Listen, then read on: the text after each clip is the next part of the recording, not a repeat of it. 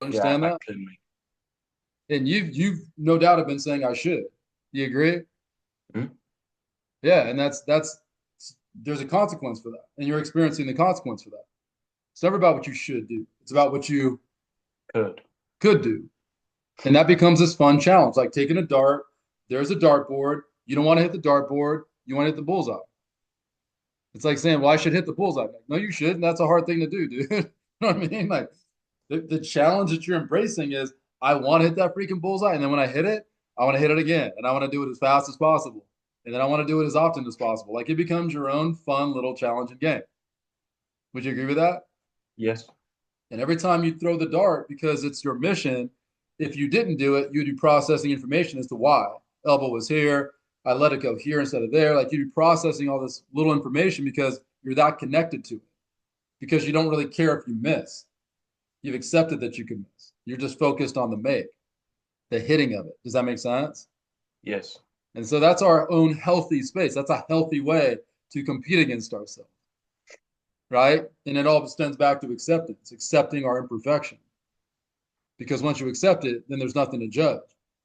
And then not playing for somebody else because you don't control them. But who are they to set the expectation for you? Like what? LeBron James has had some of his best games when he scored like 12 points. Would you agree with that? Yes. Because he affects the game in a multiple of ways. You'd agree with that? Yeah. Defensively, assist, whatever. He's affecting the game in other ways. So, do you think it makes any sense for you to be judging your success based on whether you're scoring in high double digits or not? No. No. That's a completely wrong benchmark to be creating for success. Because you could have the best game you've ever had and score 10 points. Do you see that now that you're like not being judgmental about it? Do you see that now? Yes. Do you fully agree with that? Yes. And so I'm going to quickly finish the story. What I didn't know I was doing was while I was in San Francisco dealing with this guy, I was unlocking that mental game. I really was learning how to play against me, which I never even thought about before. I always played against me, to be honest with you. But I had to do that in like a shell, in a cocoon, because this guy was like trying to create the most brutal environment for me to function in. You know what I mean? So like if I didn't play in my own shell, in an incubator, like this fool was gonna like steal my game because I would feel all the things that we feel when we're worried about losing something. You know what I mean? And so I sat out football full year. I go to the Redskins, who are now the Commanders. Same deal with this coach, man. This coach did not want me there, did not like me, and didn't give me a chance to really do anything on the team. They said they weren't going to sign any big name free agents or draft anybody when I signed there, which is why I signed there. Right after I signed there, they signed a big name free agent, and then they drafted a guy in the fourth round. So the second that happened, I knew I wasn't going to get a legit chance to try to make that team. But then the head coach found this guy who got cut from Philly like the first camp they ever had. He got cut. But our coach found him. In preseason, this guy returned 2 kick returns for touchdowns. And I knew he was going to be on the team after that, even though we already had a good special teams returner. So that was one of his guys. And our head coach was the offensive coordinator as well. So he had a lot of decision power. And so he cut me. But while I was there, I'd proven that I was a good wide receiver with the stuff that I did. My receiver coach really loved me. And the special teams coach gave me a chance to play special teams and do things I'd never done. And I became a dog doing it. And he loved me. He wanted me there, but the head coach didn't want me there. Special teams was trash for the first 2 weeks. So the special teams coach went to the head coach and said, you got to get Chris Thomas back. He did not want to do it, but he brought me back. And I killed it in the special teams. I was the best special teams player, hands down. I was Pro Bowl, honorable mention, special teams player. Like that's how good I played it. Stuff I'd never done before. But we had 7 wide receivers. We only ever dressed out 5. The fourth round draft pick and the free agent guy that like he found, neither of those guys ever dressed out on Sunday. Ever. It was me and then 4 wide receivers that were pure wideouts. And this is how much the coach didn't like me. He did not give me one repetition of our own offense for 11 weeks in case I might ever go in the game to prepare me to play. He gave all the backup reps to the 2 guys who didn't even dress out on Sunday. It just made no sense whatsoever. The only benefit is that on that team, we have this Hall of Fame DB named Darrell Green. And Darrell Green will go down as one of the top 5 DBs to ever play the game, maybe 6. The only good thing was because I was always the other team's like number one wide receiver, and Darrell Green was our number one DB, shutting down the other team's number one wideout. I got a chance to go against him every day in practice. So I did work on D Green, and everybody saw it, including D Green, which I would come to find out. But here we are in week 11. We're playing the Cowboys. Huge game, divisional game, rivalry game, playoff consequences. And in the first half, we get two wide receivers that get hurt. They're done for the year. And so immediately I'm like, oh, shoot, dude, I might actually play. This is crazy. So I get in the locker room. I immediately get my playbook because even though he didn't prepare me, I'd get the same playbook and I would know 4 different positions every week in case I ever played. First guy in the complex watching film for special teams, last guy to leave. Like, that's who I was. So I was always prepared. My receiver coach knew I was a baller. He should have been freaking out knowing I was going to play because he knows the head coach didn't prepare me. But he comes in. I'm going through my book for about, a few minutes, and he comes in and he taps me on the shoulder and says, CT, Shep is done and Harp is done. Those are the two guys that got hurt. He said, are you good? And I was like, yeah, T, I'm good. He's like, good. He goes, cool. And he just walked away. Like, you should have been freaking out, but he just walked away because he knows who I am. 2 minutes later, I hear the head coach, Terry. That was the receiver coach's name, Terry. And I look to my right. I can see the receiver coach, and I can half see the head coach, but he can't see me. And so I see him, and he goes, Terry's like, what's up? And he goes, hey, Shep is done and Harp is done. Who else do we have to run a 3 wide receiver set? And Terry goes, we got Chris Thomas. And the head coach goes, motherfucker. So I want you to imagine, I've not played a down of offense in 18 months because I sat out of football for a year. I know this fool doesn't like me. Every day in practice, this dude wants to cut me. I'm about to go in the game for the first time in a huge game that is 6-0 at that point. And the first thing you hear out of a guy who wants to cut you is that. You know what I'm saying? Yes. Would you agree that most people would just crumble after that? Yeah. And so, you can't unhear that. I heard it. But at that point, I'd been training myself to live in this alternative space that was mine, insulated from all this toxicity that can affect us if we allow it to. And so I went out there. He did not call a 3 wide receiver set for the whole third quarter. Finally, in the fourth quarter, it's like 2nd and 10. And Terry goes, the receiver coach goes, Chris, come here. And I came over and he goes, hey, if we don't get another yard, here's what we're going to call. And he told me the play, and he's like, what do you do? I'm like, I'm going to go in motion. I'm going to clear out in the slot for our outside guy, our 13-year vet, to catch a slant. He goes, you're right, but here's what I want you to do. I want you to tell him to go inside. I want him clearing out for you. I want you catching the ball.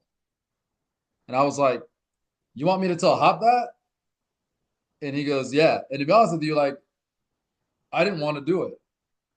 I loved his respect for my game and his faith in me, but I didn't want to do it. I wanted to tell him, and this isn't an exaggeration.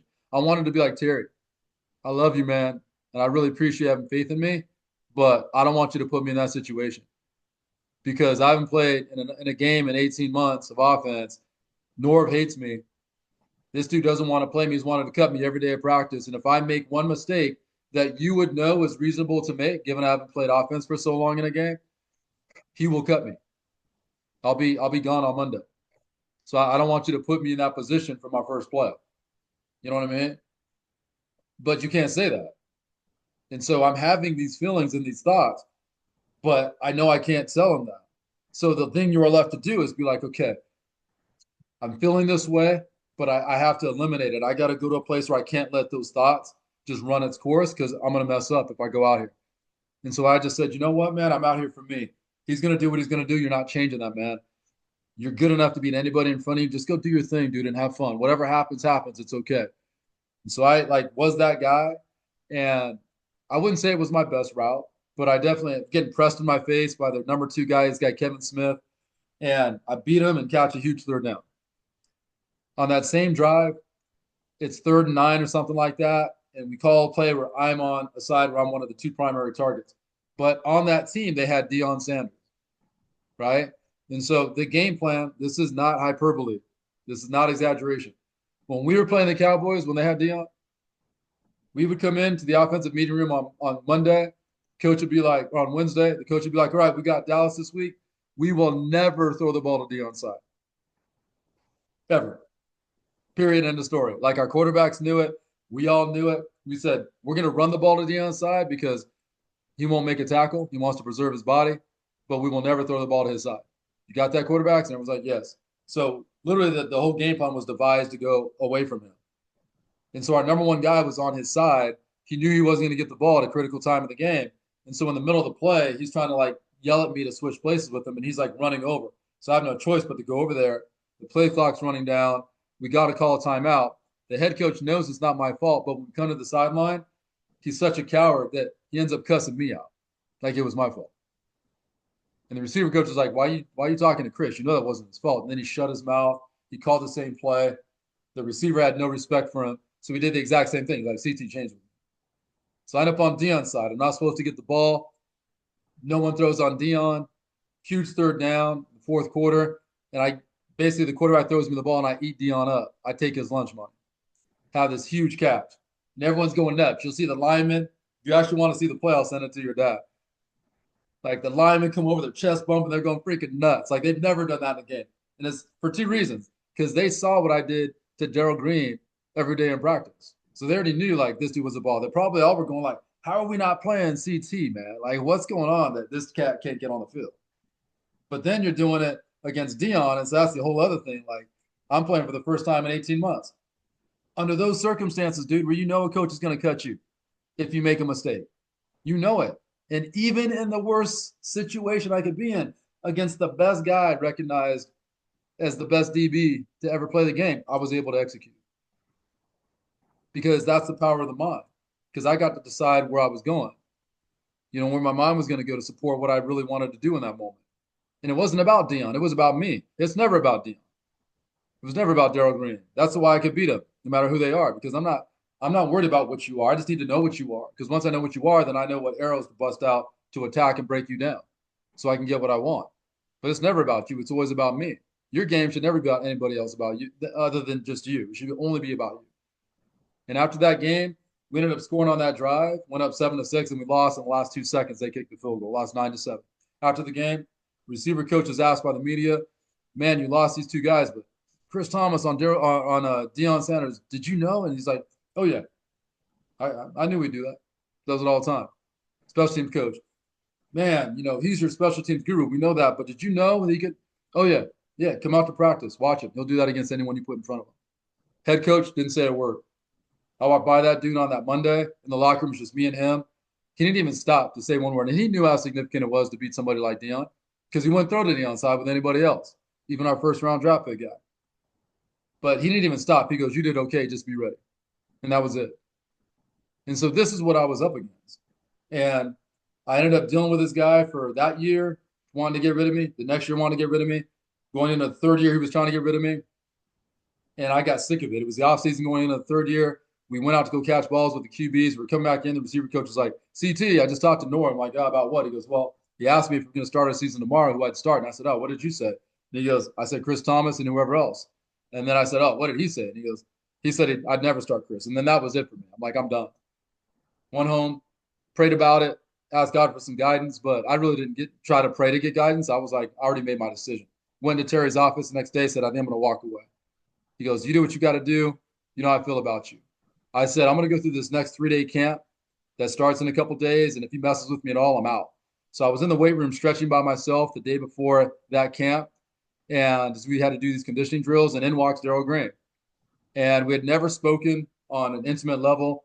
We start shooting the breeze, and then he goes, how are things going here? And I was like, same old nonsense, Steve Green. He said, what do you mean? And I said, it's another year of Nor trying to move me down the ladder. I'm over it. It's played out. And he looked at me dead in the eye and says this verbatim, word for word. He said, CT, here's what I believe. I believe they would leave you alone and let you play. You're a Pro Bowl wide receiver. And it shocked me. I was like, that came from D. Green, who shut down every wide receiver in the last, 12, 13 years, every great wideout in the last 12 or 13 years. And I took that as a sign I wasn't supposed to be done. And so against everything in my heart, I stuck it out, ended up making that team, pulled my hamstring the second game of the season, covering a kickoff, got cut. St. Louis Rams called, go for a one-day workout against a former first-round draft pick where they're going to sign one of us temporarily because they're getting a guy suspended for a drug policy violation. I outperformed this guy at that workout. The scout tells me that everybody there that he thought I'd want to know, that everybody there said the same thing, that they didn't know who the former first rounder was and the former free agent was. They would bet I was a former first rounder. ended up signing me for 4 weeks. I knew it was temporary. After my 4 weeks were done, it was like the best experience I'd ever had in football. Finally got to look at what I thought football was supposed to be in the NFL. Waited for the head coach to come out on our last Friday practice before what was supposed to be my last Sunday game. And I said, Coach, can I talk to you? He's like, of course. Comes over and I said, hey, I just want to thank you for giving me this chance to be on this team. You have no idea what this has meant to me. You gave me a chance to see football as I always thought it was supposed to be as a kid. And I can never tell you how much it meant to me. And he said, you're welcome. You've shown me a lot. Because you have, I'm going to do something I did not expect to do. I'm going to cut somebody I really like to keep you here. And so that's what he did. He cut some dude who was a Pro Bowl tight end the next year for the Eagles to keep Chris Thomas there. And that was the year we won the Super Bowl. You know what I mean? And then the next year I was on the Rams after he retired. Then the next year after that, he came out of retirement, went to the Chiefs, brought a receiver coach on the Rams to the Chiefs as the OC. They both called me and said, we want you to play for us. Went there, and for the first time in my career, at the twilight of my career, I started in the NFL for 5 games and scored my one and only regular season touchdown against the Redskins on D Green, or against the Commanders on D Green. And so as you hear that story, would you say that story is a great success story? Yes. Crazy, right? And by the way, I made my first NFL team defying every odd there possibly was. I signed to the Chargers where there were 16 wide receivers fighting for 5 spots. They had 5 guys coming back from the year before. It was a joke. They gave me number 47 as a wide receiver. Nobody else had a number like that. Everybody had an 80-something, singles digit something, teen something. They gave Chris Thomas number 47, dude. I went out to my first camp, 5 practices in 3 days. I got 2 reps of anything. I just watched everybody else play football.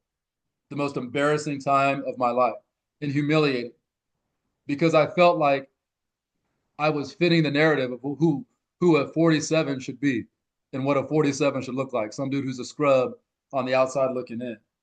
You know, I just was embarrassed. And I was coming off an injury because I missed my senior season at Cal Poly after being a projected 3rd to 6th round draft choice. I got hurt. 3 games into the season, done for the year. Devastated.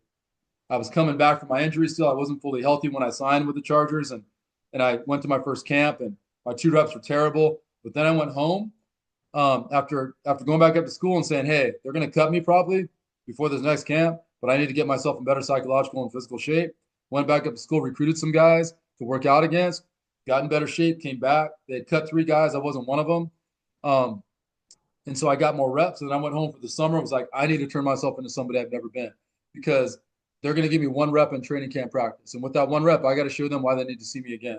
So that was my intention. That's how I worked. I worked to just challenge my threshold and go to another level. I thought nobody else would. And I did it. By the time that was done, 3 days before camp, I just had a moment in the mirror where I took myself in and I was like, dude, I've turned myself into a dude. And I love that guy. And I just fell in love with myself. It was like, dude, I'm so ready for success. But at the end of the day, they might not give me a chance. And this was a really pivotal thing, because I was like, here I was really, really ready to tell myself that if I didn't make the team, that I was a failure, because that's what the world tells me that I should feel like. I know that people who know that I've signed with the Chargers, that if I don't make it, their interpretation is he must have sucked, therefore I'm a failure, because we live in a world where it's a 2-dimensional world. Either you succeed or you what? Yeah. Exactly. Would you agree with that? Yes. That's the world we live in. So I was ready to accept that. But then all of a sudden I'm like, wait, I'm one of 1,700 guys on the planet who's even going to a training camp. I missed my whole senior year in college, basically. I came from a D2 school after going to a junior college. I played 1 year of college football, truly. And here I am signing with an NFL team. And I'm going to convince myself I'm a failure. Am I high or what? And I was like, I think they're going to give me 1 rep, but they might not give me 1 rep. And if they don't, does that change what I'm prepared to go accomplish? And the answer was no. So it just freed me. I was like, I'm not doing it for them anymore. I don't need to do it for them. I'm doing it for me, because they're going to do what they do. You feel what I'm saying? So that's what happened. So I went to camp and I literally got my 1 rep every practice for like the first 4 days. And I did work on whoever they put in front of me and made them go, oh, I wonder if we can do it again. Wow, I didn't see that before. And then I do it again. I do it again. And then all of a sudden I started leapfrogging dudes, just one after the next. I started climbing this ladder. After 3 preseason games, none of us rookies got any play. They were looking at the 5 guys who had been there the year before, and then they cut one of them. They had to cut down from 90 to 65 guys after 3 preseason games. None of us played in those games, but there were 6 wide receivers left standing, and I was one of them. It was me and this rookie that they loved. I still know his name, Wade Butler. They loved this dude. They wanted him to make the team. We were going to get the fourth quarter all to ourselves on the last preseason game. We got the fourth quarter. They tried 5 or 6 times to get on the ball. He could not make a play. Didn't drop one, but like slip, underthrown, overthrown, deflected. I got one ball late in the fourth quarter, skinny post down the middle of the field versus cover two. Jumped up, caught it, fell down. That was it. All the months of work, it came down to that. Next day was cut day. Me and him were roommates. The phone rings and they say, "Bring your playbook. Coach wants to see you." Phone rings that afternoon. I'm the closest to it, so I got to answer it. I'm like, "Hello." He's like, "Hey, it's Marty Herney." I said, "Hey, it's Chris." And he goes, "Hey, Chris, I want to tell you something. We like you a lot. We like what you've done. Because of that, we're going to keep you here. I need to talk to Wade." And so I gave the phone to Wade. They told him to bring his playbook. He got cut, was never in another training camp. That right there, that one play launched my 8-year NFL career. So again, I'll ask you, would you say that Chris Thomas was a success story or a story of failure? It was success. And yet that was nothing like what I envisioned. My vision was, I'm going to go to Miami out of high school. And I should have. I got letters from everybody in America, handwritten ones. Anywhere I wanted, I should have gone. Had a coach who basically wasn't a good man, told any school that came to see me that I couldn't play D1. He didn't think I was good enough. So I never even got a chance to sit with coaches. And he liked me. That was the worst thing. He actually liked me. He just wasn't a good human being. I was the only guy he did that to. He did it to a lot of guys. But it was my path. It was my journey. It is what it is. So I go to junior college because of that. But long story short, I visualized going to Miami, being a starter there for 4 years, then getting drafted in the first round, then starting in the NFL for 10 years and being a Pro Bowler 4 or 5 years and retiring and eventually making the Hall of Fame. That was the vision. I didn't achieve hardly an ounce of that, yet I don't know that I could feel any more successful than I do about my career. And so I'm sharing that because, one, we can't let the world tell us what success actually is, certainly not by statistics. You can't be measured by points. You're fully capable of scoring 25 points. Just because you're capable doesn't mean you should every time. You understand what I'm saying? The other thing is, I could do everything right on my way to executing catching a ball. Let's say I'm running a comeback route. You know football because you play, right? Yes. I'm Let's say I was running a what's that? I was wide receiver. Okay. So let's say that I was running a comeback route and I was getting pressed and I killed this guy on the line. I ran this amazing route where I faked this dude out and made him convinced that I was running a go route, then just snapped him off. Dude ends up, running and can't break. He's like a cow on ice. I come down in this beautiful, turn and I'm coming to the sideline and they throw this good pass that I kind of got to try to go get, but I'm fully capable of catching it and I drop it. In the world that we live in the world that you live in, because you dropped it, you would convince yourself that you did not succeed and instead you what? Failed. You 100% agree with that? No. No, now you don't. But would you think that that was true? Yes. Yeah. But in truth, did I have an amazing job or do an amazing job getting off the press? Yes. Did I convince this dude that I was going deep and set him up to be able to snap him off? Yes. Did I snap him off? Yes. Did I create great separation? Yes. But then I dropped the ball, right? But 4 of the 5 things were great that I did, despite the fact that I didn't get the end result that I wanted. Why would I not let myself experience that success when it's literally there? Like I'm not making it up. I achieved success. So why would I deny myself the chance to experience that success by measuring the entire sequence by only the end result? Do you think that's fair or unfair to myself? Unfair. And the truth of the matter is, I didn't fail. I fell short in executing the final, the final moment of that sequence. You understand what I'm saying?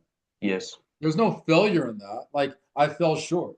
The failure would be is if I didn't even attempt to catch the ball. I'd literally just put my hands down by my side. Because if I did that, I would not even give myself a chance to what? Uh, Catch the ball. You Yeah. wouldn't be able Or to succeed. succeed. Yeah. Right? I wouldn't even give myself a chance to succeed. It's like you standing at the plate and just watching 3 strikes go by. Then coming back to the dugout all pissed off that you strike out. You're like, dude, well, what do you think was going to happen? You didn't even swing the bat. Like you're not even giving yourself a chance for success. Do you agree with that? Yes. And that's very different than someone getting up, taking 3 hacks and striking out because the simple action of taking the swing allows you to extract information from it. So the motion by itself sets off this success. Do you understand what I'm saying? Yes. You're succeeding just by swinging. How well you succeed is a different story. But the success is in the attempt to succeed, not in like whether I got the desired end result or not every time. Do you understand what I'm saying? Yes. So if you, the greatest thing that we fear as athletes is what? Failure. Failure. So I want you to imagine something. In what I just described, if you make an attempt to succeed, can you even fail? Is that even possible? Or are you No. falling short? Falling short. Yeah, like literally, you can't possibly fail. Failure is not making an attempt to succeed. You understand what I'm saying? Yes. So you literally can't fail. So I want you to imagine if Isaac and Chris can't fail, dude, then what do you have to fear? Nothing. Zero. Then why couldn't you play totally free? No reason. Exactly. And I'm not making it up, dude. I'm asking you to be logical with me. It's very logical what I just said, yeah? Yes. And so this is what's brutal is you've grown up in a world where you've conditioned yourself, or our culture has made you condition yourself to believe that you live in a two-dimensional world of success and failure. That's a crock of crap. Because when you live in that world, the brutal part is the only way that Isaac and the only way that Chris could ever feel success is if we achieve that sliver of a goal that you've determined is your success. Having 22 points a game, whatever, catching every ball thrown at me. I got to have 100 yards receiving or else I fail. Like setting some benchmark that is not even a realistic benchmark for success. But this is what you do to yourself. So if you were to imagine that the box was this big of success and failure, you would think like, okay, well, the top part is success, the bottom part is failure. No, it's not. The top little sliver is what? Success. Success. And everything else is going to be what? Failure. Again, do you think that's fair? I'm just asking you to be reasonable and rational. Do you think that's fair and logical? No. No way. Because what would be the incentive to even attempt to succeed if you're always going to feel like a failure? You just be like, dude, I'm not doing this. What's the point? Like you feel like crap all the time? Because you're gonna feel like a failure way more than you feel successful because the only way you can feel successful is basically if you're what? It starts with a P, E, R, F. Perfect. Yeah, Perfect. perf Perfect. perfect, right? Because in your head, that's the delusion that you're supposed to be. Do you understand what I'm saying? Yes. And it's a delusion. And this is where the pressure comes from. Because the second you told yourself you had to be basically perfect, and you realize you didn't consciously tell yourself that, but by your judgment of the things that you weren't getting, and anytime you missed a shot or whatever, telling yourself you're bad and going into that really negative space, basically subconsciously what you're telling yourself is you got to be perfect. You understand what I'm saying? Yes. So this is where the pressure comes from. Of course you feel pressure because you're trying to achieve something that's unachievable. You know what I mean? You're telling yourself you got to be something that literally you cannot be. So you'll never be that guy. And so this is where the pressure comes from. You're climbing up a hill that's a slippery slope. Like you're like, why can't I reach the top? Or it's like being on a treadmill and you're like, I'm trying to get there, but you're on a treadmill. You're like, why am I not moving forward? You understand what I'm saying? Yes. And so this is where the pressure comes from. Because pressure's not even real, dude. If I asked you, okay, Isaac, when is there ever a time that you're like, you know what?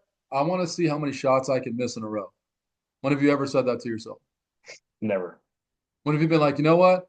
I'm going to see how many turnovers I can get this game? Never. Never, right? When have you ever said, you know what? In this game, I want at least one shot to be the worst shot I've ever taken. Never. Yeah, you would never say that ever. Every time you attempt to do anything, it's fair to say that when you shoot, you're like, I want to create the best possible end result every single time. Is that fair? Yes.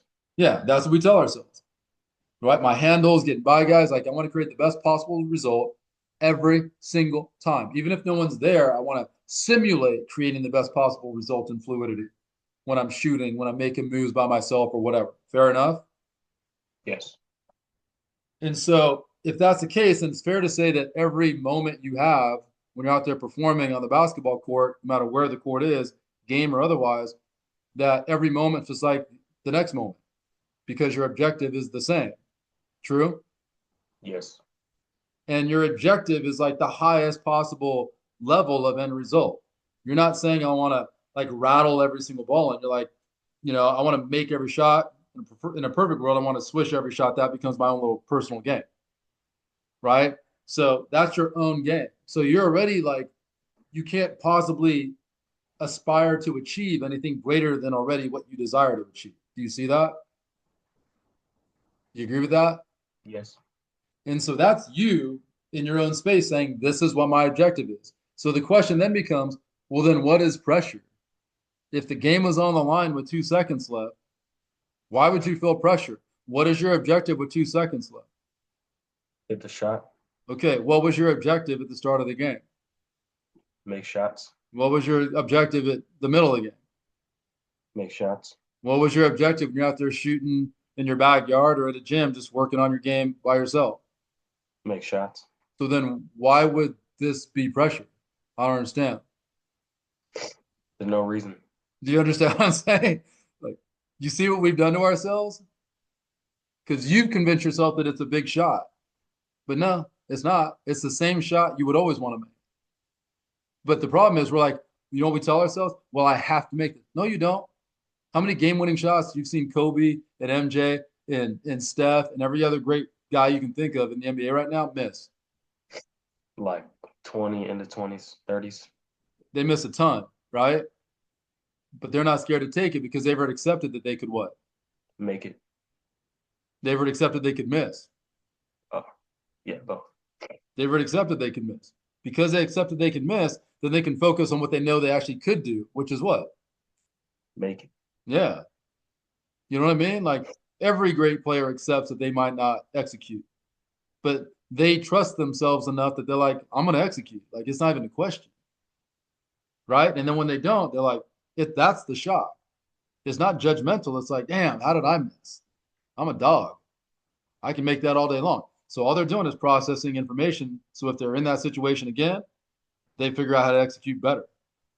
They're not judging it for 1 second. So I would ask you, is pressure even real, or is it really just another opportunity to do what you always want to do? It's just another opportunity to do what Yeah, I want to do. yeah. There's no pressure.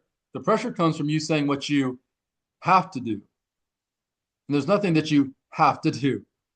You see that, right? Yes. You're like, yeah, but I have to make the shot to tie the game up. No, you don't. You guys could lose. You guys had plenty of opportunities to make shots throughout the course of the game. You don't have to make up for all those. There's nothing you have to do. It's what you want to do. And the reason you're going to get the opportunity is because you're capable of doing it better than other guys. But you don't owe them anything except to give yourself the best chance to make it. You're not letting anybody down because we already know that there's a chance that you can miss it, right? And every time you attempt to do anything, there's a chance you might not get what you want. We already know that. We already accepted that. You're not letting anybody down. Imagine if everyone felt every time they missed a shot, turn the ball over, let someone score on the other end. Imagine if every time that happened, that someone felt like they were letting someone down. How successful do you think they could be, and how emotionally balanced do you think they'd be? Unsuccessful? Think they'd have any good emotional balance at all? No. No, they'd be just freaking out about screwing up all the time. Do you think that's what the game was meant to be about? No.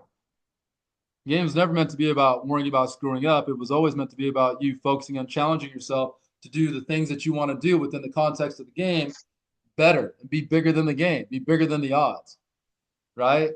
That I want to Yeah. make more shots than anybody else. And I love that challenge because it's not easy to make all those shots, but I know I can do it. It's not easy to break people down, but I know I can do it. It's not easy to do floaters, but I know I can do it.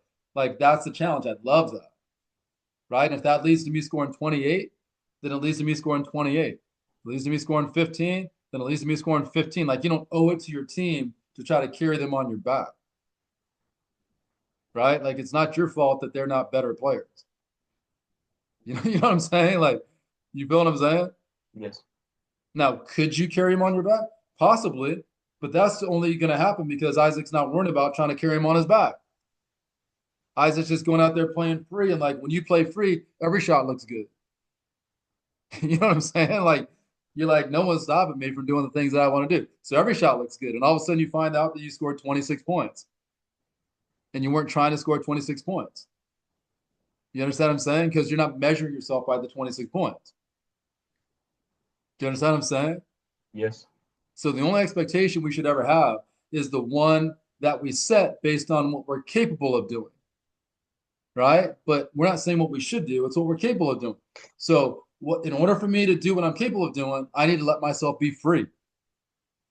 I need to let myself be liberated. There is zero reason not to play free and liberated when you've accepted that you're never going to be what? Successful. What? What There was is no that? reason not to play liberated or free so long as you've accepted that you're never going to be what? Might have to answer that one for me. I forgot the word. Starts with a P, Perfect. E. Yeah. Perfect. If you accept that you're never going to be perfect, then what reason is there not to play free and liberated? No reason. Zero. Like you couldn't think of one logical reason. You understand what I'm saying? Not one logical reason that you couldn't go out there and play free and fluid, especially when you know there's nothing to fear because what doesn't exist anymore? Perfection. Nor what starts with an F. Fear of, Failure. Failure. yeah, doesn't even exist anymore. You're replacing that with the true definition of what happens when you don't get what you want, and that is falling what? Short. Yeah, that's the true definition of not getting what you want, falling short. You understand what I'm saying? Like that truly is what's happened. And when you fall short, that feels way different than you telling yourself that you failed. Because most people's definition of failing is skewed, by the way. If we're measuring ourselves as failures based on the fact that you turned those balls over or that you missed some shots, that's such an injustice to you.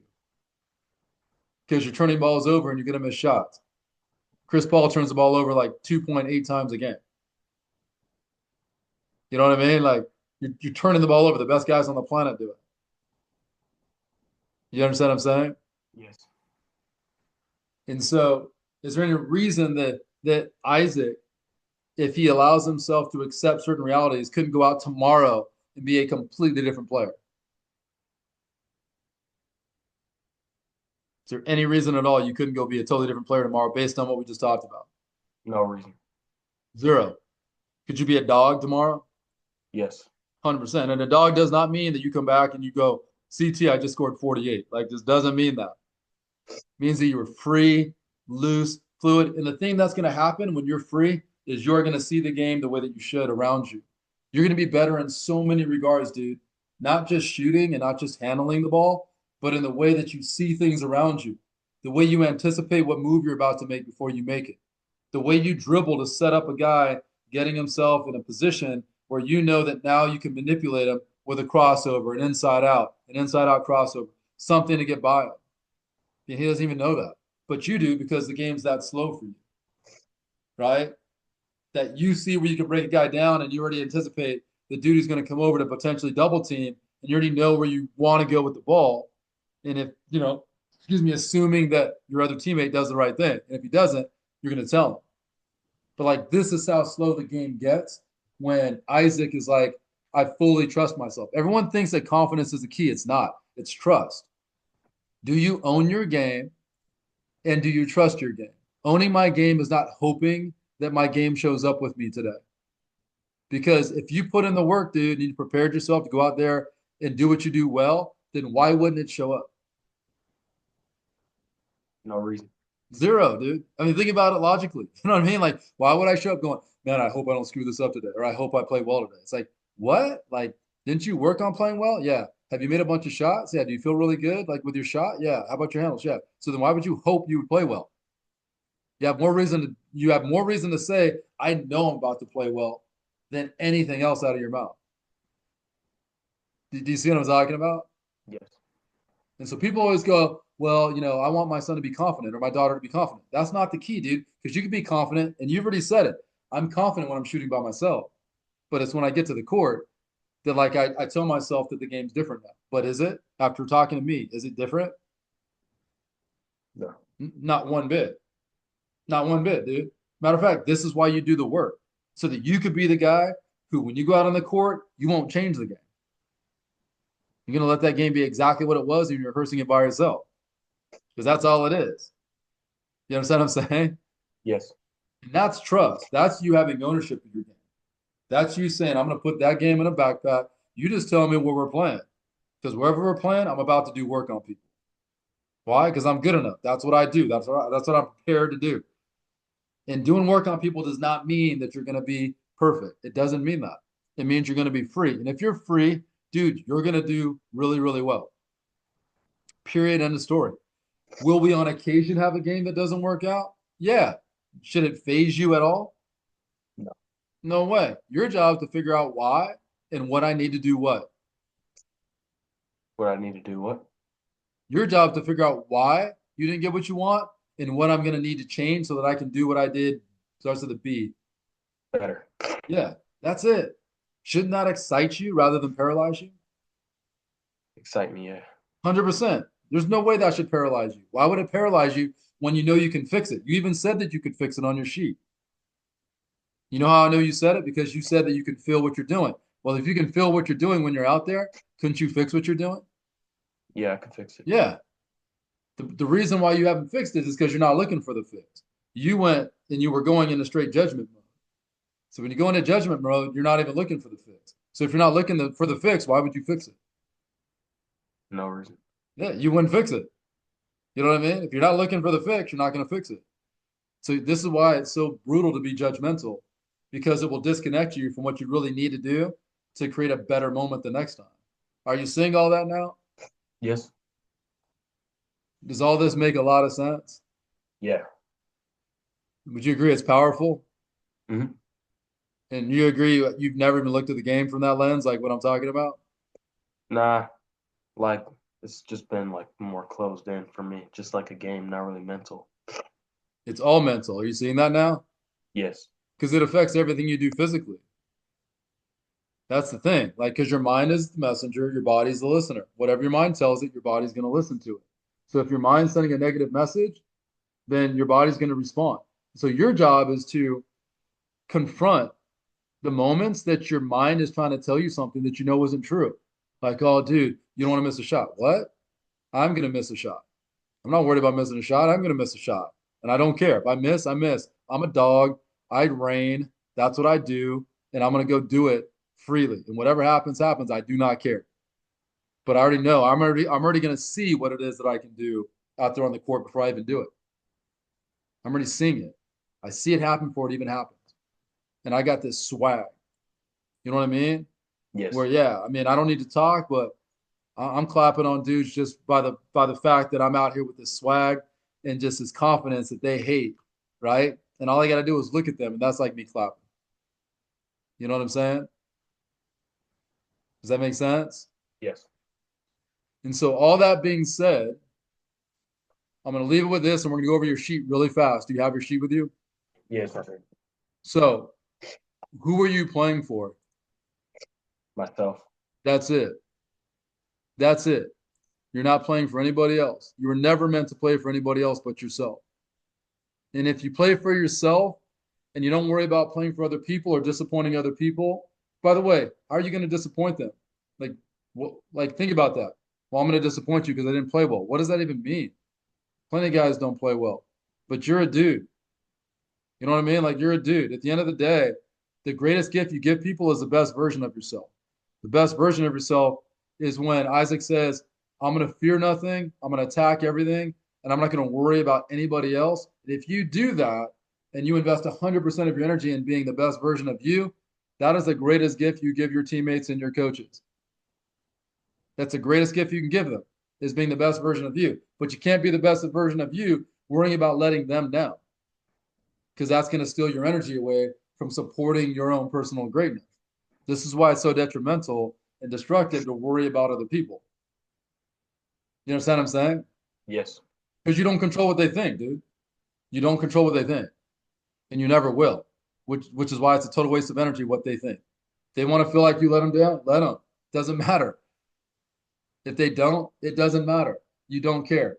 You're playing for you. The greatest gift you'll give them is not worrying about them. You understand what I'm saying? And that's very true. Can you really hold on to that? Yes. So let's go over your sheet real fast. Okay. I'm going to pull yours up here. I don't know if you're going to be able to see me while I'm looking at it. Tell me, can you see me still or no? I can see you. You can, okay. So I'm going to pull this up and we're just going to go through it real quickly. And here's what I want you to do. Is yours on a computer or is yours um, It's on like printed. a sheet? Yeah. You printed it? Yes. Do you have a pen? Yeah. It's like yeah. Flipped it. Good. You have a pen with you? Oh, pen. Yes. Okay. So we're going to go through this, Isaac, and I want you, for any of the questions that I asked or any of the statements that I, you know, made, and you answered them with a number, if you now feel differently, which I suspect you are going to feel very differently based on our conversation, I want you to then write in what you would be telling yourself now and how no longer do you feel that way based on our conversation. Does that make sense? Fill out the ones with the number on it.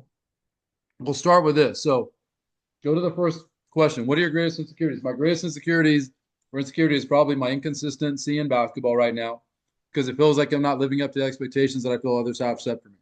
So, based on what we said, should you even be trying to live up to anyone else's expectations? No.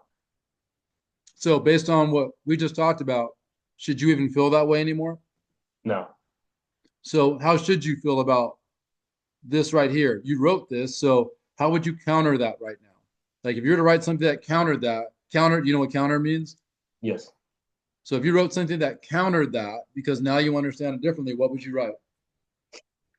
So my greatest insecurities as a person, like nothing, because it's Yeah, not to me. I would write like, I'm never going to be perfect at the things that I do, and I don't need to live up to anyone's expectations, right? That's what I would write. I've accepted that I'm never going to be perfect, and I'm not here to live up to or play for someone else's expectations. The only expectation I have is to let myself go be exactly what I am. And I'll tell you what word to write right after that. To be exactly what I am, which is perfectly imperfect. I need you to write that perfectly imperfect and put a line underneath that.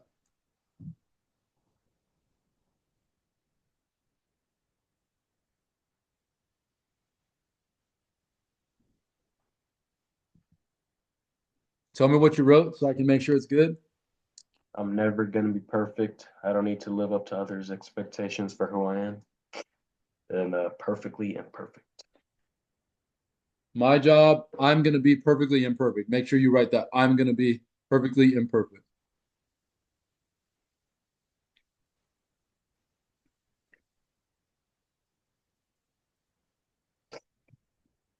Next one, what sport do you think is your most natural? Said basketball because of your length. Are you tall? Yeah, I'm like a 6'2", long arms. Nice. And decent athleticism. Do you not think that you're a really good athlete? You said decent athleticism. Well, I can't really like dunk perfectly yet. Like I could like dunk every now and then, but I think to get like good at to put like good athleticism, I had to be like dunking. Why is dunking the benchmark for good athleticism? Are you quick? Yeah, I'm pretty quick on my feet, especially because like I've been growing a lot. Do you have a good first step? Uh, yes, I would say so. Do you have some body wiggle to you? Yeah, I've been So then, practicing that. why wouldn't that be the definition of athleticism? Why are you measuring athleticism based on whether you can dunk or not? No reason. You understand what I'm saying? As I say that out of my mouth, does it sound weird that you would have actually thought of your athleticism from a dunking standpoint? Yeah, Right? It's like that shouldn't be the benchmark. You know what I'm saying? Athleticism is like what I just said. Like if someone asked me if I was a great athlete, I'd be like, there's almost no sport I can't play except for golf. You know what I mean? Like I can play. If I went out to hit tennis balls, people would watch me and be like, wait a minute, you never hit tennis balls? And I'd be like, no. Even like the tennis coach at a local university here, I know him. He watched me hit. He's like, I watch him like it's crazy, like that you never hit. Like it's you would think you hit like every day. I can go hit a baseball and I can hit these really small balls with a bat with no barrel that my stud baseball players are struggling to hit. And I'll be like, let me see the bat so I can show you like what I want you to do. And I always go in like I don't know what's going to happen, but pretty sure I'm going to figure this out quickly. And I always do. And they're always tripping out. Like How can you do that when you never even swing the bat? And I'll tell you why. It's because I never try to do anything. I let myself do exactly what I've established the game is. And I need you to hold on to that too. You're not there to try to make a shot, dude. You're there to let yourself make the shot. Letting yourself make the shot is you doing all the things that you've rehearsed doing with the process that you rehearsed doing it with. You understand what I'm saying? Hmm? And so when you're like, I'm going to try to make it, well, what does that mean? Can you not make it? Well, no, I can't. So then why are you saying you're going to try? Like, what does that even mean? Because try implies that you can't when you say that to yourself. All right, dude, try to make it. Well, that implies that you can't. Otherwise, you'd be like, dude, let yourself make it. You understand what I'm saying? Like, let yourself make the shot. Just trust your process. You feel me? Does Hmm? that make total sense? Yes.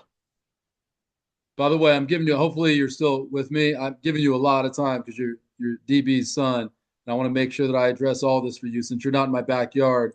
Normally, if someone's in my backyard, after we consult, I start working with them. But I don't have that luxury with you. So I want to make sure I'm going to give you as much time as I need to so that you can walk away being like, I will freaking destroy anyone on the court for the rest of this freaking season and beyond. You feel me? Yeah. Are you feeling more empowered right now? Yes. A lot more? Yeah. Okay. What do you consider to be your weak points as an athlete? And what do you wish you could change about yourself? As an athlete, my weakest point is my mindset. I feel like I get down on myself too easy and I am too hard on myself. So, would you say that now based on what we talked about and what reality is? No. What would you say now based on what you just wrote? Think about, don't think of the question, think about how you responded to this question and then how you would respond to what you wrote to the question. Okay. So how I would respond to the question now? Probably just How would say, you respond to your answer now? uh, Your answer was, my weakest point is my mindset. Couldn't that be something that becomes an asset for you, not a detriment for you? yeah, it become an asset. Yeah, so that's the first thing. Like, that shouldn't be your weak point anymore after this because you know how to think differently. You agree with that? Yes. So that's one of the things I'd write. Like, my mind is not weak anymore. I understand how to think in a way that supports me being great. That's the first thing. Second thing is, I feel like I get down on myself too easily. Is there any reason to be getting down on yourself anymore based on what we just talked about? No. Because Is there I any reason to know be like hard on yourself based on what we just talked about? no. And why not? Because I know I could. I know I could hit shots. I know I could hook people up. I know I could do everything. Do And anything you in the also court. know you're never going to be what? I'm never gonna fail because I never fail. That too, you can't possibly fail, but you're never going to be. It goes back to the P. Never gonna This be is a perfect. start. Yeah, this is the start of everything. I'm just telling you, IB. That delusion that you're going to be perfect is the start of everything. It starts with that. Judgment comes from that. Pressure comes from judgment. Expectation comes from all three, and fear comes from all four. Fear of failure comes from all four. It all starts with you having this delusion that you're supposed to be what? Perfect. Yeah, and it's a delusion. Like you're never going to be perfect. When you know you're not going to be perfect, is there any reason to be hard on yourself? No No, because you know you're going to make what? shots. Yeah, and you also know you're going to make on the other end. Starts with an M, I, S, Hmm. T, A. Mistakes. Yeah, you know you're going to make mistakes. So it is what it is. You turn them all over, you make a mistake. Figure out what you need to do better or different. There's no reason to be like, oh my gosh, I'm scared to turn it over again. No, you should be the guy demanding the ball. Why? Because I'm not walking away off this court without having the chance to fix the thing that I don't like. That's why I'm here. That's why I play. I'm not scared of anything. Right. So I'm never hiding in the corner again. You understand what I'm saying? Yes. What do you consider to be your strong point as an athlete? Your length and your ability to use it. Also, your shooting ability. So if a guy is saying that one of my strong points is my shooting ability, why would he be scared to shoot? No reason. Exactly. You understand what I'm saying? Like you just acknowledge it right there. My shooting ability is one of my strengths. That guy should trust that and put that in a backpack and can't wait for his next freaking game to go light up the rim and hit just hear that splash over and over and over again. And just be so locked in that you don't even notice the guy guarding you. All you see is you in the basket and you're connected to it. You feel me? Any Yes. reason you couldn't do that? No reason. I feel like a confident person. You wrote 5. Why aren't you a more confident person? Well, just because sometimes I seem to look back on times I failed, and I'm like looking down, like maybe I can't do this. And so, in truth, is there anything that you couldn't possibly do? Yes, He's like, I don't know if I answered that right. Yeah, in truth, is there anything that you could not do? yeah, there's some things I can't do. Like what? Be perfect, Exactly. What does that have to do with your talent and how you should feel about yourself? nothing. Yeah. Like at the end of the day, like one, do you see now how many times I need you to acknowledge this? Do you see how many times you've told yourself that you failed and you really never did? Do you see that now? Yes, And think of what you're doing to your sense of self. You're like destroying it. You know, it goes back to what I said. When you have this delusion about what you're supposed to be, this delusion about being perfect, then there are going to be so few times you ever feel like you've actually succeeded. There can be way more times that you feel like you're failing. And just imagine what that does to your sense of self. It's completely unfair because it's a lie. You're accepting this lie and beating yourself up over it. Do you see what I'm talking about? yes, So, knowing that, just based off what we talked about tonight, could you feel like a more confident person starting tonight or tomorrow? yes. What do you think that number could be if you were taking away something from what we just talked about? What do you think that number could be? 10.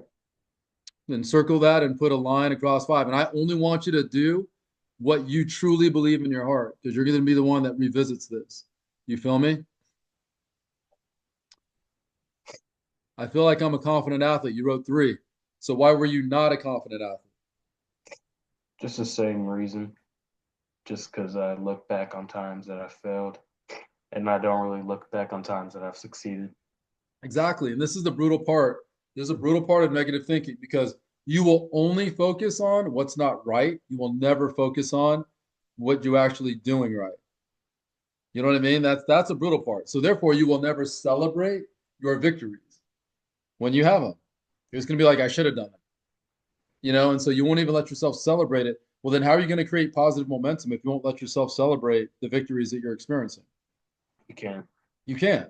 Do you want positive momentum in your life? Yes, Then your job is to start celebrating your victories. And a victory could be missing three shots in a row, and you're like, dude, those shots felt amazing, and still feeling like you made them. You understand what I'm saying? Like baseball players have to do that, dude, all the time. My son has had some terrible streaks in baseball. I already told you how much success he's had in his first 2 years in the minors. He's killed it. He's led every team he was on as he's climbed the ladder in batting average. Every team. But on every team, he's had horrible streaks. He had one last year. He was like 4 for 36, dude. That's like horrible. 4 for 36, which is, and trust me, most hitters would go in the tank after that. But he knows that his game isn't measured by whether he got a hit or not. He's been taught that since he was 7 or 8. So every time we correspond, and he's like, yeah, man, I freaking had another 0 for 4 game. And at some point, I was like, so if you're to be critical of your swing, like, what is it that you think you need to change? And he's like, Dad, nothing. Feels great. Feels great. And I know that I'm going to turn it around. I know I'm going to fix it. Feels great. And so this is what I mean. Like, this is why this kid ends up turning stuff like that around and goes and bats 322. You know what I mean? Right after that, he turned it around and he had a 4 day break and came back and went 4 for 5, 4 for 5, 2 for 4, 2 for 5. Like, just went on a tear and then got traded. And then over 50 games with the Mariners, like batted 322 because he's being non judgmental. And anytime he strikes out or something like that, which he does so infrequently, he does not do that much. He's like, I'm not worried about it. I'm going to fix it. Like, this is why this kid's a monster. This is why he is different than everybody else. This is why he finds success that other guys can't. Because he's not trying to judge it. He's not trying to find something wrong with it. He's looking to extract a victory from it because that's the way you create momentum into the next opportunity. You got to create a victory. And so you got to look to extract victory from anything, dude. I turn it over. Yeah, but I love my handles. I love getting around that guy. I just need to make sure that when I pass like this so that that guy can't deflect it. Like that's the way to look at it. Not like what a crappy pass. I suck, man. Another turnover. Do you understand the difference? Yes. So I need you to like really work at doing that. Can you really work on doing that? Yes. Okay. I feel like I'm a naturally happy person. You wrote four. Why are you not more happy than that? Is your dad beating you and I don't know about it? Nah. Actually, I remember just back in the day when I used to be a bad kid in school when I was happy.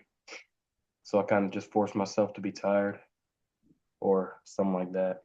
Not get a lot of sleep at night so I'm not hyper in class and then I wouldn't get in trouble. Is that is there any reason you couldn't be enjoying life right now? No. I mean, you're playing a game that you love. You have good friends. Yeah, I have some good friends. You have good family. Yes. You have a pretty good life. Yes. Is there any reason not to like look at it from a lens that allows you to appreciate it for what it is? No. So if you did that, like, could you be more happy tomorrow about the life that you're experiencing? Yes. Especially when you plan on living a life with so much less judgment than you've done it till this point. Yes. So what do you think that number could be? And it's you. I don't want you to tell me what you think I want to hear. I want you to write what you think it could be. So I think it could be like an 8, 9. Then I want you to circle the appropriate one and just put a line through what you had highlighted. I find myself feeling depressed as a person. You wrote seven, which is kind of a higher number, which is why I'm going to address it. Why do you feel like you find yourself depressed as a person? Uh, just because I lay back on failures, not reminding myself when I succeeded, more remind myself of failure. You see how horrible and destructive that is, Ivy? And the Yes. brutal part is like you don't even realize you're doing it to yourself. But now you do. Now you see it, right? And it explains so much. Don't you agree? Yes. And so knowing what you had been doing to yourself because of your perspective and your outlook, and I'm guessing that you plan on completely changing that outlook, yes? Yes. Then what do you think that number could be? Like 2, 3. So go ahead and circle what you think is appropriate and just put a line through the other one. When things don't go my way, I get discouraged. Nine, when you know that you can fill your game, then it goes without saying you can fix your game. So if you knew you could fix it, what would you get discouraged about? What is there to be getting discouraged about? Nothing. Yeah, because you know if you allow yourself to fix it, you're going to fix it way quicker and you're going to find the success that you want way quicker. Do you agree with that? Yes. So what do you think that number could be? It was a, uh, I circled it 2. Love that. Put a line through the nine. I think Yes. I'm a great athlete compared to the best athletes my age. This is what's funny. You highlighted eight here, but then you're like, I'm a decent athlete earlier. You know what I'm saying? That's what's crazy. But I know why, because you're writing how you feel and you're not highlighting how you feel. You're writing how you feel. Like I'm a decent athlete because you don't want to hype yourself up because you're so used to being negative. But here, because I just asked a question that was a number, you're like, well, if I just think about it, I mean, I'm pretty good at it. And so then you actually respond accordingly. You understand what I'm saying? Yes. Which is really funny. But go to the next one. I can always feel when I'm doing right or wrong. My sports seven. If I can feel it, I can fix it. And I need you to write that down. If I can feel it, I can fix it. If I can feel it, I can fix it. If I can feel it, I can fix it. And that's what you have to love, dude. That needs to feed you. That's why you will never be scared or intimidated to be part of the game. Because you're like, dude, I'm here because I only get an hour and a half to go be a dog. You know what I mean? That's Yes. it. And so I'm not hiding from anything. I want to get what I want as often as I can. So I'm not, if I don't get what I want, I'm not hiding from it. I'm like, I'm going to fix it. Give me that freaking ball back. You understand what I'm saying? Yes. And you're fixing it only for one person. And who's that one person? Me. That's it. Okay. So when your dad's cussing at you in the stands, like ignore him. That was it. That was a trick. That was a trick statement. If you would have been like, Yeah, I'm for sure gonna start ignoring him now. I'd be like, oh, dude, now I gotta talk to your freaking dad. Here we Nah, go. he doesn't really yell at the stance. He just stays quiet and I saves couldn't it for imagine after. he yelled. Yeah. I have a deep understanding of the mental game and how it impacts my physical game. You said four, but now do you have a much better idea about the mental game and how it's impacted you? Yes, What number would you write? I would say 9. Awesome. Circle it. Use that to your advantage moving forward. I understand what playing with purpose means. Six, purpose is like that intention I talked about, that I'm connected to this wrist motion, this elbow, like this feeling. I'm never thinking about it. I'm just really connected to this action, the action of dribbling and the way my hand feels on the ball. Like I'm going to be very intentional with the things that I do. I'm not just doing a crossover. I'm doing it knowing that I need the defender to go here, to take this step here. And so my body has to go like this. The ball has to go this far outside of my frame. Like this is you being purposeful. Wanting to do a crossover isn't purposeful. Needing to manipulate a guy to the point where he takes that fall off the cliff step so you have a pathway to the rack is purposeful. You understand what I'm saying? Yes, So that's how I want you looking at the game. I get rattled by a coach or parent yelling at me too. I love that. That's a low number. I handle pressure well. Is pressure even real? no, No, it's just another opportunity to do what you always show up to do. So, if there was a chance for a game-winning shot tomorrow, is there any reason you couldn't be the guy to take it? nope. And I don't even know if you play tomorrow. I just said tomorrow, just as an Not this example. But Saturday. so just Cancel so the game. Saturday. No, So is yeah. I mean, is there any reason you couldn't handle pressure well? no. Because pressure's not even real, dude. It's just what you always want to do, and you believe in yourself to do what you do better than other people. So you want that opportunity. You agree with that? Yes, Do you truly feel that inside? Like, yeah, I fully could be that guy. yeah. What number? Pressure. I know pressure where. Well, I'd probably say just a 9. Well, 9, 10. Just because, like, not even gonna feel it. Like, if on Saturday, I feel like I watched because I joined freshman A just right after they played their first district game, and I saw this team play. I've seen this team play. I just feel like I'm better than everybody on that team. So I And just I would. love that. So let yourself just go be exactly what you are. Don't spend an ounce of energy trying to compare yourself to what you should look like compared to everyone else. That's the other thing I don't want you to do. I love that you feel that way because I feel that way. Like I step out on the field, dude, I'm gonna destroy you because I'm that good. But I'm not really spending any time worrying about what you're doing or anybody else is doing. I don't care. Even when I'm competing against guys trying to make an NFL team, and when I'm competing against other wideouts, I'm not really competing against you. I'm competing against me. I'm a dog. I expect to go out here and execute a certain way. And if I do that, I'm showing out. Like that's why I'm here. So I don't really care what you do. I'm not comparing myself to you.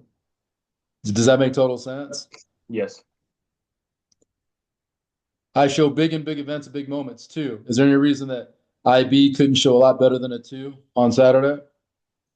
no. What number do you think that could be based on what we talked about? And you have to believe it. It's only right what you believe. I get in a big moment. Won't even be a big moment to me. Like that's just how I want to think going into it. Dude, I It's not love supposed to that be you a big said moment. that. Yeah, man, I love that you said that because I was going to say that. But that tells me you really paid attention to what we talked about because there is no such thing as a big moment or a big event. Like every time I show up, no matter what it is, what game it is, anything, I want to show up to show out. You know what I mean? So like that's it. So there is no such thing as a big game or a big moment. Like I'm big. So I'm already playing at a big level. So there's nothing bigger than that. You understand what I'm saying?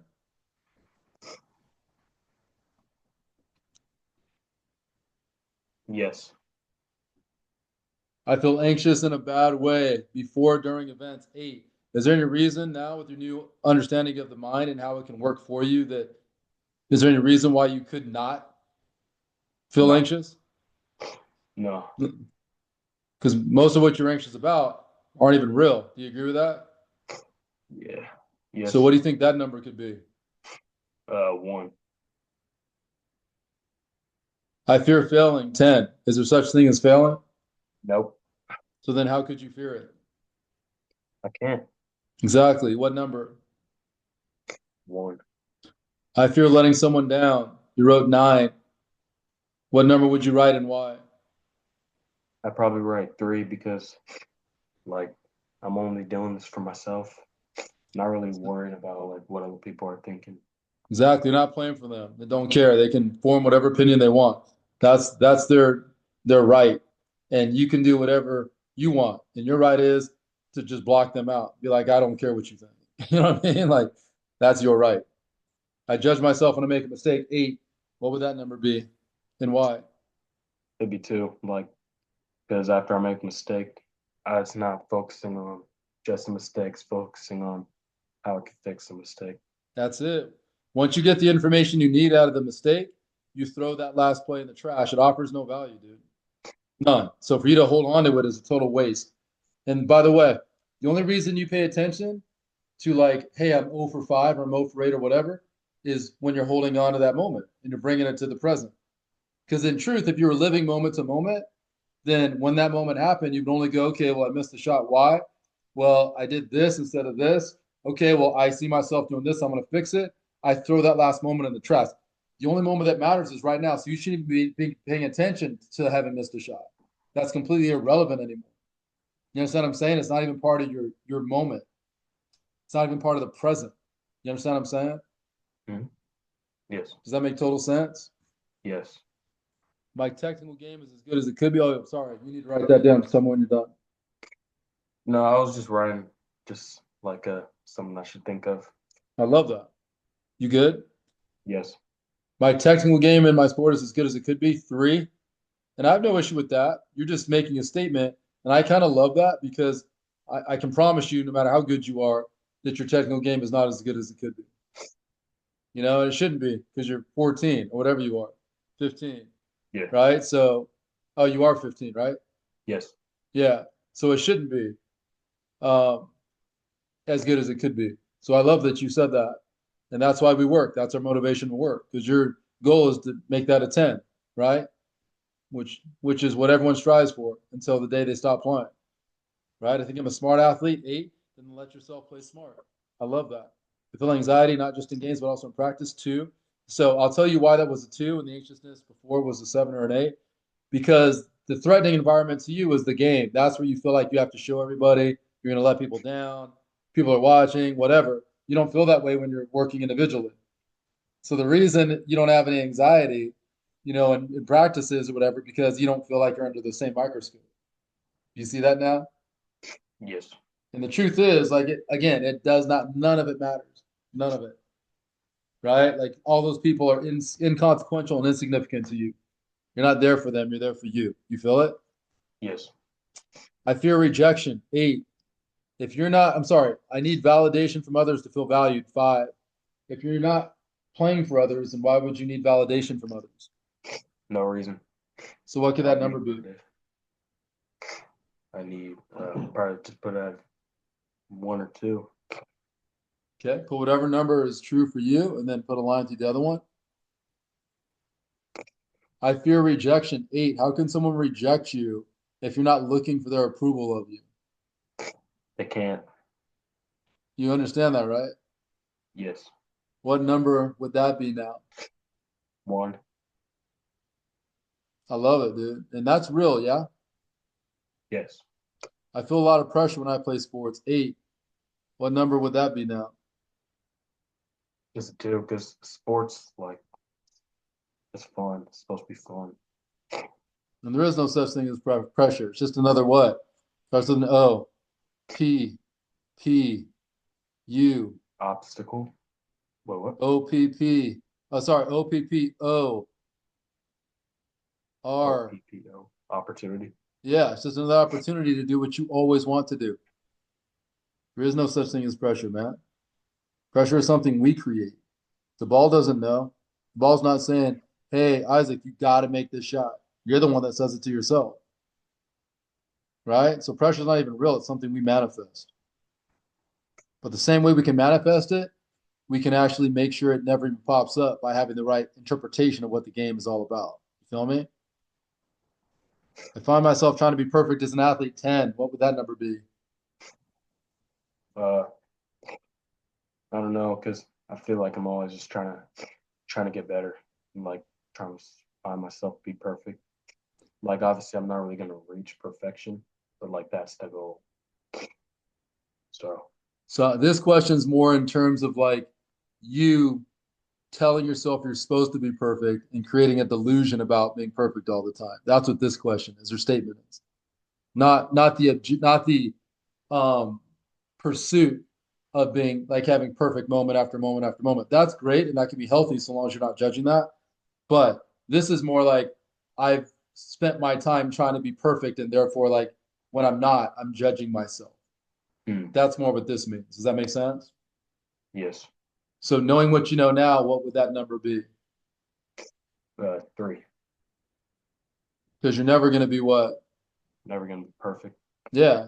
But we want perfect moments, as many as we possibly can have. And that's, I'm a perfectionist, just so you know, man. I'm the ultimate perfectionist. But my perfectionism was healthy. If I don't get what I want, I don't go into the tank, and nor do I judge it. I'm just like, oh, heck no. I refuse to accept that I can't get what I want. I'll stay here all night until I do. That's not even an option. So, like, it drove me. It made me more determined, more focused, more resilient, a more brutal competitor for somebody to have to face. Because if you're in my way of getting what I want, then it's going to be at your expense. You understand what I'm saying? Yes, And I'm very quiet. Your dad can tell you, but I'm ferocious when it comes to competing, and I will destroy you. And I refuse not to get what I want. So for me, perfectionism was healthy. For most athletes that I've ever met, it's very destructive, like it's been for you. So if you can get into the space of being non-judgmental, then perfectionism can actually be a healthy thing, realizing that you're never going to be totally perfect all the time. You're just trying to have these perfect moments as frequently as you can. Does that make sense? yes, We're almost done. My emotions hurt, not help me as an athlete. 7, do you think they can now help you rather than hurt you? yeah, they could help me. So they shouldn't hurt you. So therefore, this number could be a what? Two, three. Circle whatever's appropriate. I set goals for myself each game, 10. I'm good with that so long as your goals do not revolve around how many points you're supposed to score or how many assists you're supposed to have. That can't be the way you set goals. That's not a good measuring stick. Your goals should be based on the freedom you're going to allow yourself to play with. Like my goals should be I'm not going to be scared to take one shot today, or I'm going to look for my shot all game long, or I'm not going to hesitate to break somebody down and go to the rack. Those are great goals. You know what I mean? Yes, Don't want goals measured by stats.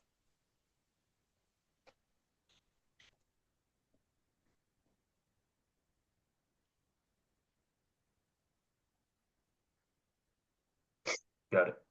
Before a game, I worry more about not failing more than seeing myself having a lot of success. You wrote 8. Is there any reason to even pay attention to the idea that you could fail when the whole objective is to be successful? No, Zero reason. Why would I even think that in my head? For one, I can't fail. But two, I'm out here to be successful. So why would my attention not be on me being successful? That's the objective is to create success. So I can't find what I'm not looking for, which is exactly why you were feeling horrible because you were finding failing because that's what you were looking for. You understand what I'm saying? yes, So it's time that you find success. So there's zero reason to be like worrying about what might happen wrong. That's not the game. The game is to create all these amazing moments for myself. So what could that number be? two. Yeah, I like being counted on to perform great. 9, awesome. And you will perform great more often than you ever have before because you're not going to be scared of it. Sports define me as a person. 9, I'm only going to say this. I want sports to be an extension of you, not a definition of you, yes, right? It can't define who it is that you are. You're Isaac Brown, the person before you ever were the player. You decided to use sports as a mechanism to go challenge yourself and to be extraordinary. That's it. But that's not a definition of who you are. It's an extension of who you are. The second it becomes a definition, then you wear everything you do out on the court all the time.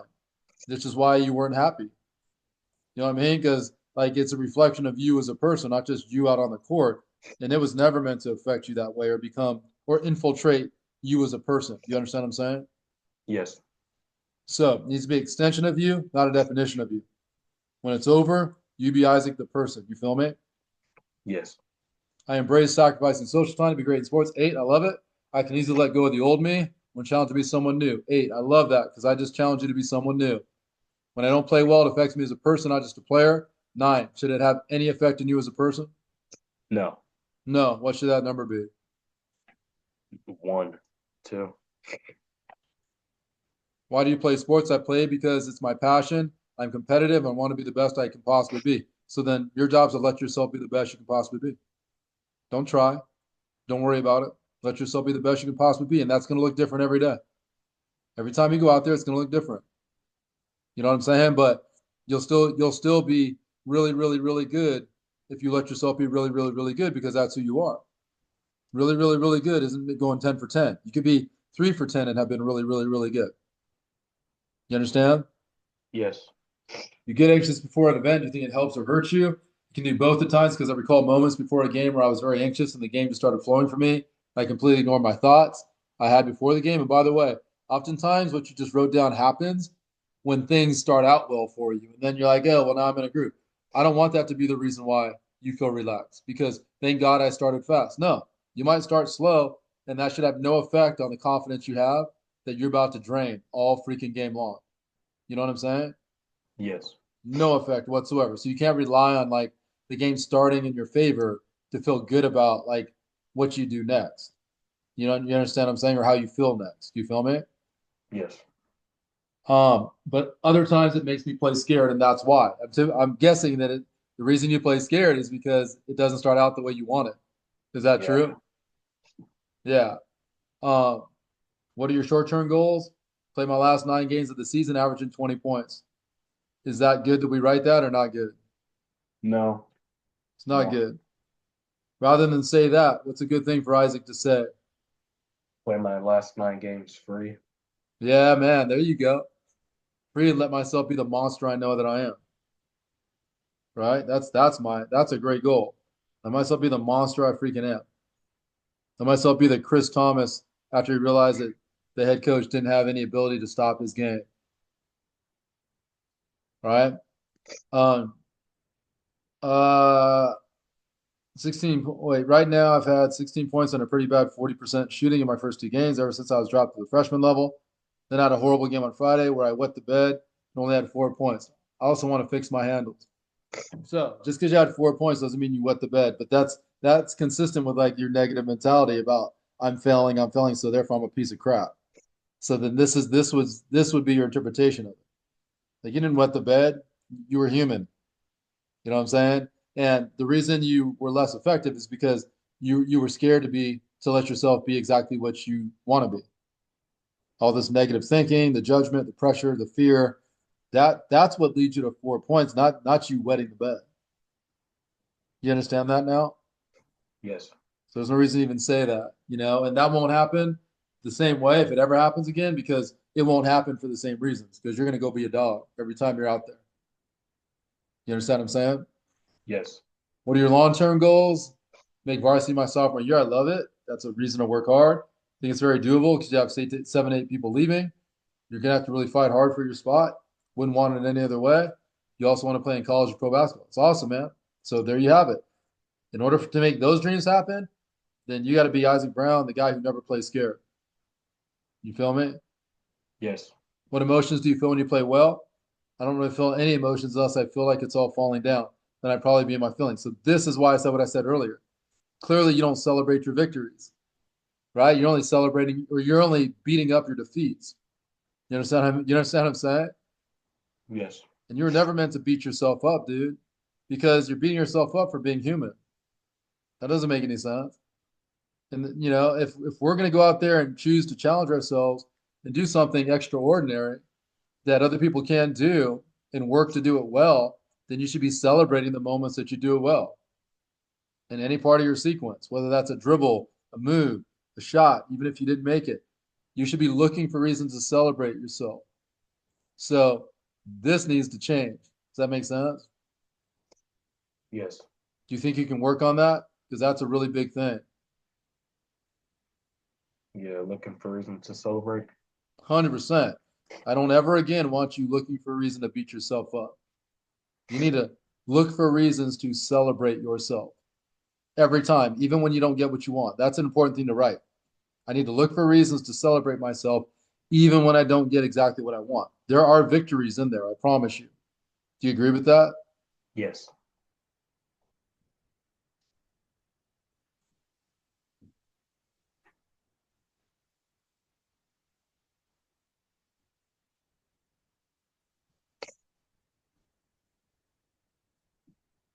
Just tell me when you're good. We're almost done. I'm good. What emotions do you feel when you play poorly in your eyes? Sometimes feel like a failure. I get pretty mad or sad. Is there any reason to ever say that again if you don't play well? No, No, no. because you're stronger than that. You're more powerful than that. You know how to fix it. You're relentless. You're not going to accept that you can't get what you want. So I would never feel like I failed. Wouldn't even pop into my head. I know I'm not a failure. You can't possibly fail anyway. There's no reason to be sad. It's okay to be pissed, like, oh heck no, that's okay. But there's no reason to be sad, like somehow like this is a defining moment for you and you're never going to be good again. You know what I mean? Like there's no reason to ever feel that way, right? If anything, you should be more determined. When I don't play well, it's only going to make me more determined, right? I refuse not to get what I want. That's who you are. I'm a dog. All right. When you feel anxious or stressed in sports or life, what tools do you use? Sorry, do you use to overcome the stress or to relax? I pray and sometimes I watch some recent highlights. Awesome. Do you have anything you imagine before you play in a game? Even though I'm quiet on the court, I imagine myself acting like Isaiah Evans in high school, talking trash, clapping, yelling, etc. Good. Do that with your game. I'm a quiet guy. I never said one word. Never. I had dudes talk crap when I was at Cal Poly and we were playing Sac State, and they had DBs and we were out doing our game walkthrough the day before the game. It was a big game. Sac State was number 4 in the country. And at that point, I had established myself as kind of a dude. And we were doing our walkthrough on a Friday before the Saturday game. And there are 4 guys that start jogging around the track. And 3 of them are like, all of them are like jean shorts and stuff and like regular clothes. I'm like, they caught my eye. I'm like, what are they doing? You could tell like 3 of them were Omega Psi Phi guys. It's like a black frat. And then there was a white guy. And so I thought, that's what are these fools doing, jogging around the track in clothes. And that's all I thought. Then they were over by our sideline. I did see that. I saw them interacting with my teammates. So I went over there to my sideline, and they're like, "CT, did you hear what those guys were saying about you?" I'm like, "No, who's that?" He's like, "Oh, that's the DBs for Sac State." And I said, "Oh," and like, "You hear what they said about you?" I said, "No." And they're like, "Oh, number one's a bitch. We're gonna make him our girl," like all this stuff. And so I'm not a talker. I'm just like, we'll see how it goes tomorrow. That's all I said. And you don't want to tell me something like that. Because if I'm already coming out to be a beast. But when you let me sleep on that and marinate in that, dude, I'm coming out to like steal your courage and your spirit. I'm trying to cut your throat. You know what I'm saying? And I'm not going to say a word to do it. So that's all they did was they woke the beast. You know what I mean? And the beast got to marinate in that for 14 hours or 18 hours, whatever it was. So we go out there and play that night. I have 9 catches for 334 yards and 3 touchdowns and like 424 total offensive yards. And they put me on the NFL map because there were scouts there that were watching this DB, or I'm sorry, this defensive lineman for Sac State who was an absolute freaking monster. He's like a roid monster. Guy was like 6'6", like 330 as a D lineman, and he was just like rocked up. It's crazy. So they put me on the NFL map, and I never said one word. The only thing, and I was trying to decapitate people when I would go like block in the running game. Like literally, I would try to decapitate you. And so they knew they were in for it. And there's nothing, they didn't have an answer for it. The only thing I ever did was like after my 8th catch, I caught the ball and a guy had tackled me. It was in the 4th quarter. I just looked down at him and I just said, I know you weren't trying to talk. That's all I said. He didn't even look at me, didn't say anything, just walked away. So, like, I'm a quiet guy too, but I'm a ferocious competitor. You talk, all you're going to do is wake the giant. You wake the giant, you're going to regret having ever stepped on the court. And that's how you need to feel. Like, I'm a dog. You bark, like, I bite. You know what I mean? Like that's the difference between you and me. You're gonna bark, I'm gonna bite. When I bite, I'm breaking you off. You don't want to wake me up because I was already coming out to destroy you, but now you're gonna make me want to victimize you. You know what I'm saying? Yes. And that's why you play. That's why you love it, so that you can put on a cape that's bigger than somebody else's. You feel me? Yes. If you feel anxious or depressed in your life, you know why? It usually happens when I'm not doing good in basketball. That's because you take it personally and you make it part of your life. Should it be part of your life? Well, I just flipped the page. If you feel anxious or depressed in your life, do you know why? If so, why? It usually happens when I'm not doing good in basketball, and that's why it affects your life because you bring basketball in your personal life. But should you do that? No. They're two separate things, right?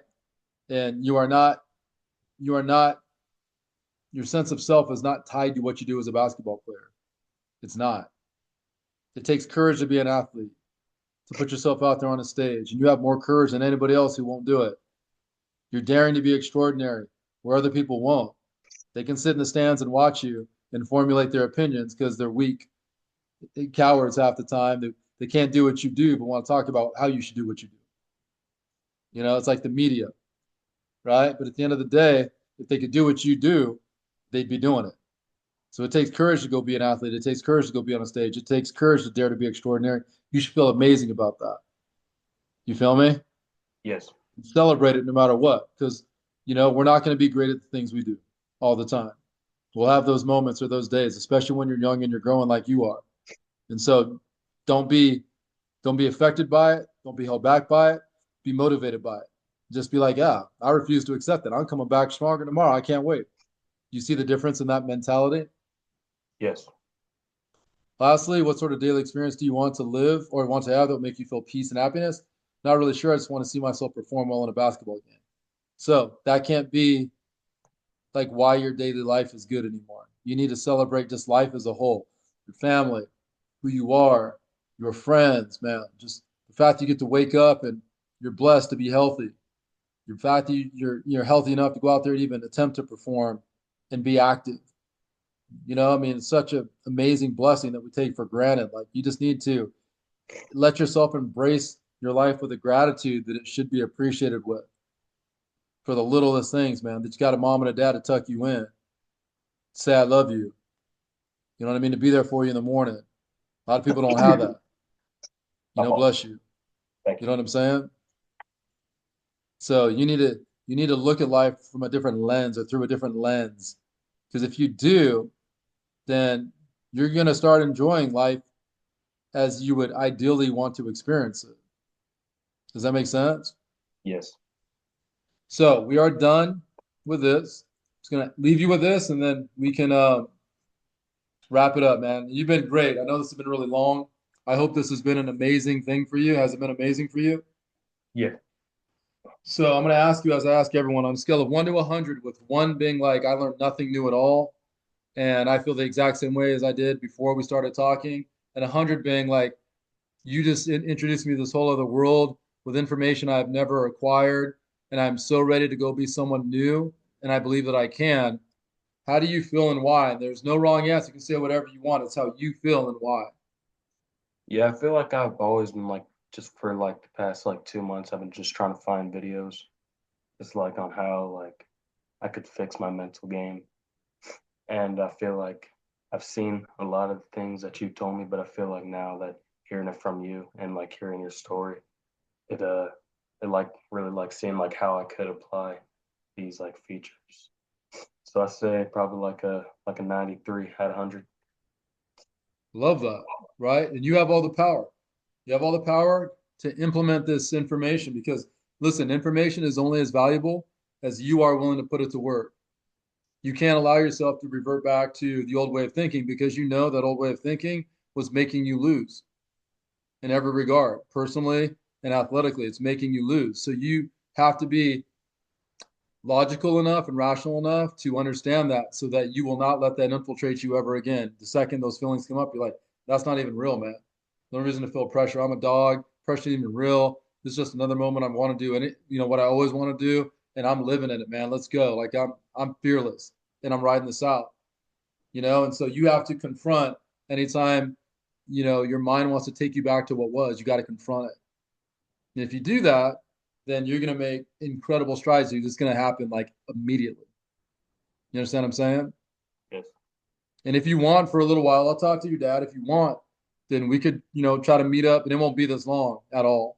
It'll just be for, 30 minutes, something like that, where we just talk through like a game or how you're feeling or whatever. You can try to do that, once a week or something for the next few weeks if you think that'd be really helpful for you. Would you like that?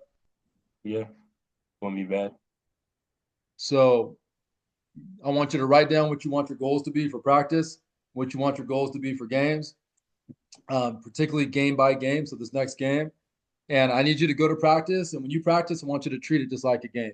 See the people in the stands, see the other opponent, like see it and then forget about it. See it, feel it, and then forget about it. Be like, I'm in my own zone playing for me. Shut it out. So that way, when you go to the game, you've already rehearsed shutting them out.